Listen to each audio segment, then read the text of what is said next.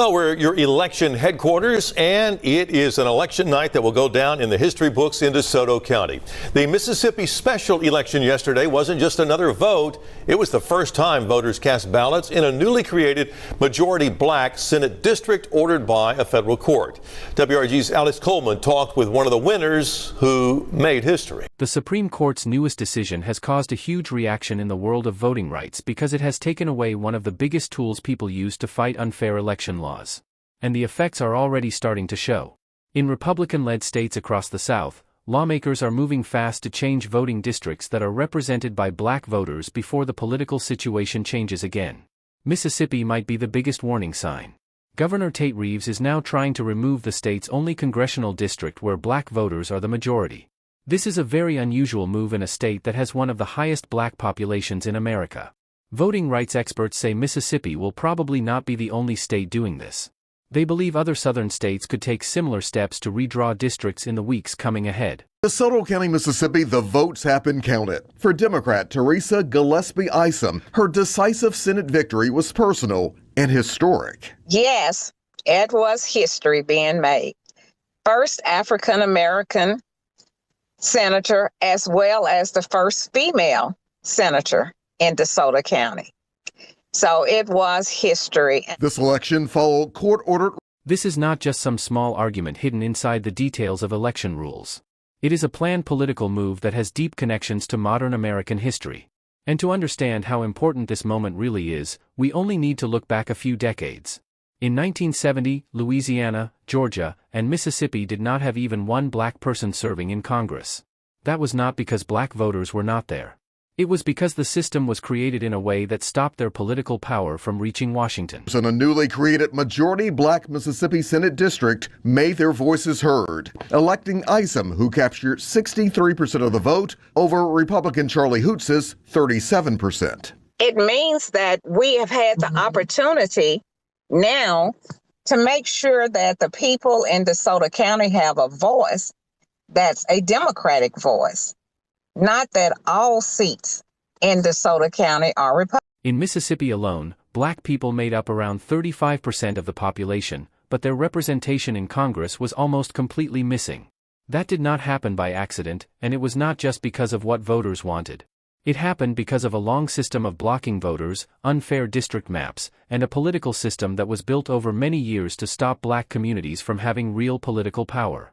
The Voting Rights Act of 1965 started to break down these problems, but the changes made in 1982 were what really changed the way this battle worked. It was a fierce competition for a Senate majority, and it came down to just a handful of seats.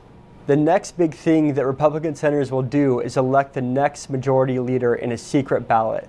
It's a big decision because this is turning the page on the Mitch McConnell era in the Senate. The Kentucky Republican has had the longest leadership run in Senate history. The Senate plays a really important role in confirming the president's cabinet. For some of those national security positions, the Senate usually confirms them right after the presidential inauguration on January 20th. The Senate also plays a really important role for judicial nominations, and that will become really clear if there's a vacancy on the U.S. Those changes created something called the effects test, which became a strong legal rule that allowed courts to challenge voting laws not only when leaders openly admitted they had racist goals, but also when the actual results clearly hurt minority voters. And that difference was extremely important. By the late 1970s and early 1980s, lawmakers in the South had learned how to hide discrimination behind normal-sounding words, carefully designed maps, and complicated election rules. They did not have to say their true intentions out loud anymore. They could change the system in their favor while still saying that everything was fair. And in Mississippi, Democrats were now celebrating how court-ordered changes to voting districts were helping create a different reality. Democrats celebrated their efforts to gain 2 more seats. The momentum that you saw last night was about the power that we have in representing our communities. According to data from Senator David Blunt, Teresa Isom flipped the seat in District 2 with 60. By that time, lawmakers did not need to write down openly racist reasons anymore. They learned how to create the same unfair results by using rules that looked fair on the outside. They could use at-large elections, special boundary changes, or carefully planned district maps to either put many black voters into only a few districts or break their communities apart so their political power became weaker.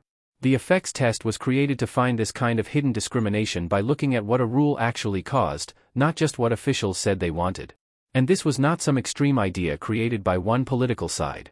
Congress approved the 1982 changes with support from both parties because many lawmakers understood why these protections were needed. Victory that we are celebrating today is certainly a direct result of the federal courts here in Mississippi ruling that the district lines needed to be redrawn. Senator Daniel Sparks says he's not in favor of the districts being drawn by the courts. That's not something that I prefer. I believe the legislature should have the job of doing that.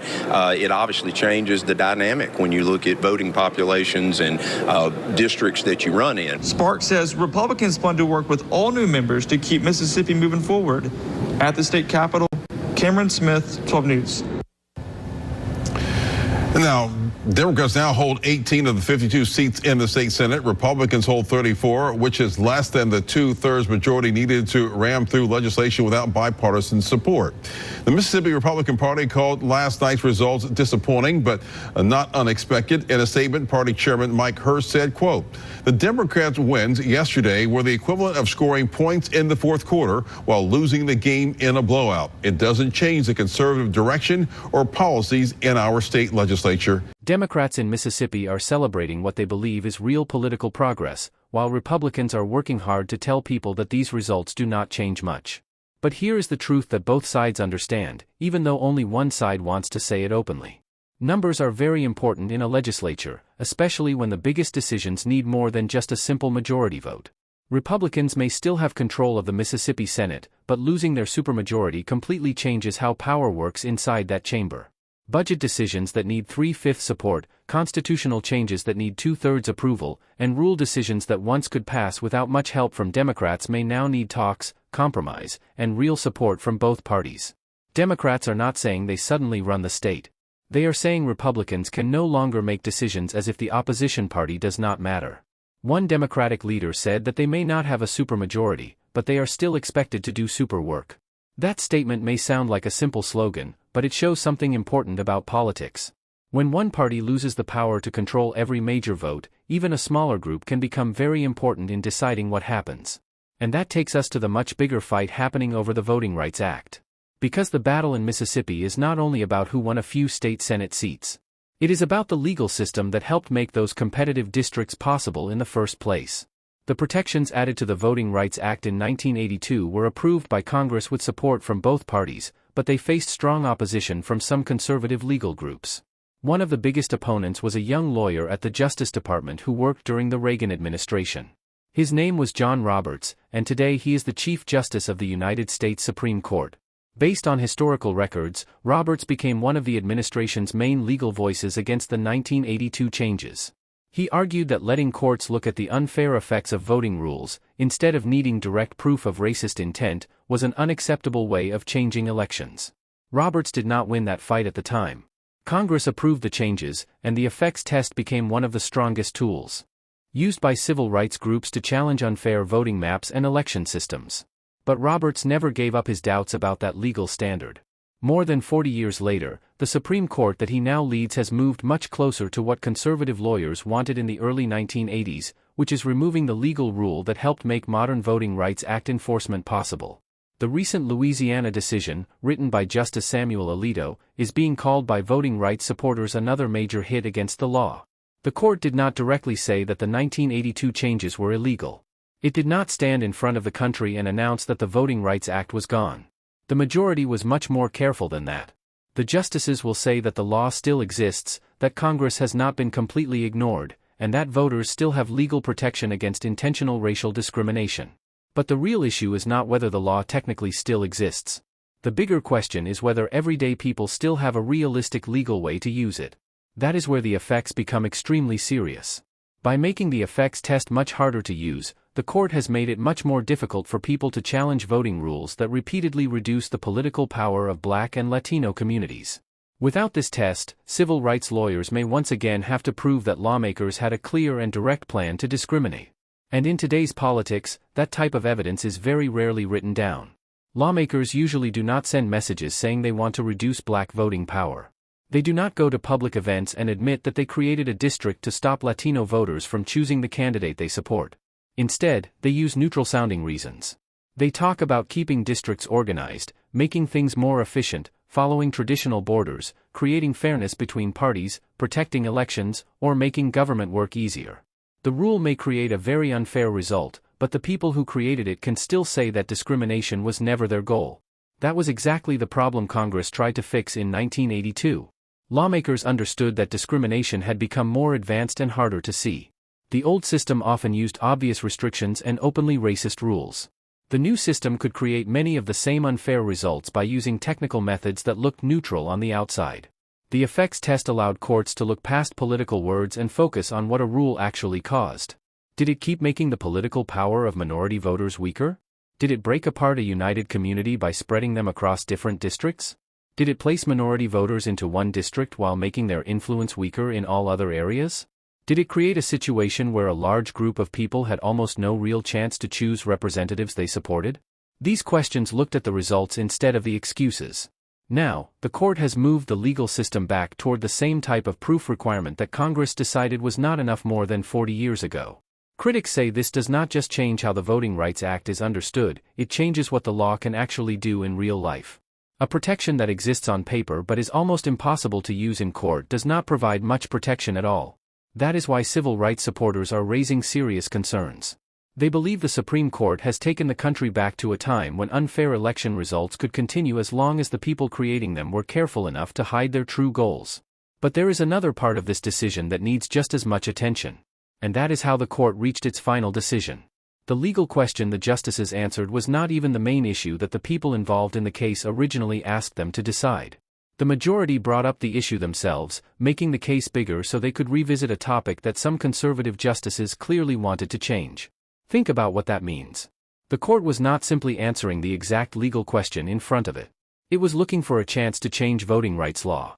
For many years, conservative judges and politicians have accused liberal courts of using too much power.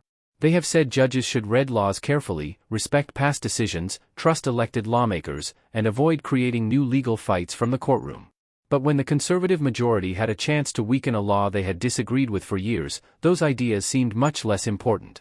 The court went beyond the original dispute, reduced the power of a federal law supported by both parties, and moved away from recent decisions that supported a different approach. Legal experts are now being asked to believe that those older decisions are still technically valid while also accepting a new ruling that seems to weaken the main ideas behind them. This is why the argument about changing the Supreme Court cannot simply be called political anger. Of course, political beliefs matter. Democrats are upset because the conservative majority on the court has made decisions that support conservative goals. Republicans defended the court when those decisions helped their side, just as Democrats were more comfortable with strong court decisions when they expanded rights they supported. But the bigger issue is not only about which side wins one case. The deeper concern is a pattern where the court seems willing to ignore what Congress wanted, weaken long-standing legal rules, and decide issues that the people in the case were not even directly asking them to decide. Congress passed the 1982 changes with support from both parties. Lawmakers studied why older methods were failing and decided that unfair results should matter legally, even when direct proof of bad intentions could not be found. When the Supreme Court later reduces that protection until it becomes almost impossible to use, critics argue that the justices are not simply explaining unclear parts of the law. They say the court is replacing the decision made by elected lawmakers with its own preferred approach. And the real-world effects will not end with congressional district maps.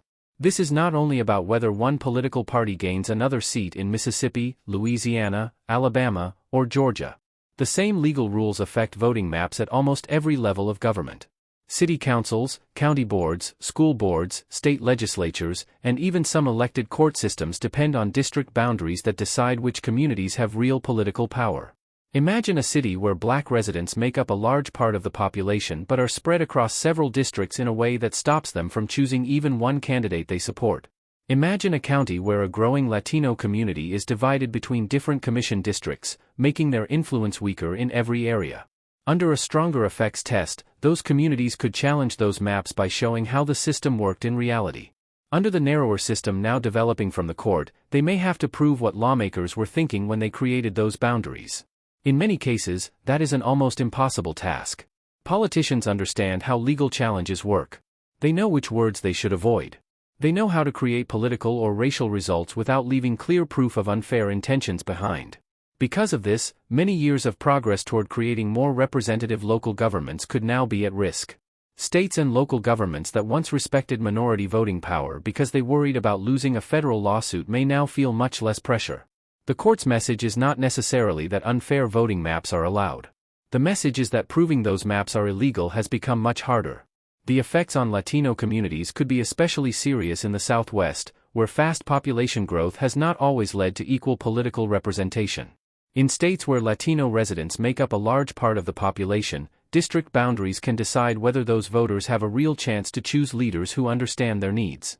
Making the legal tools weaker for fighting unfair representation creates more freedom for lawmakers who want to change maps for political benefit.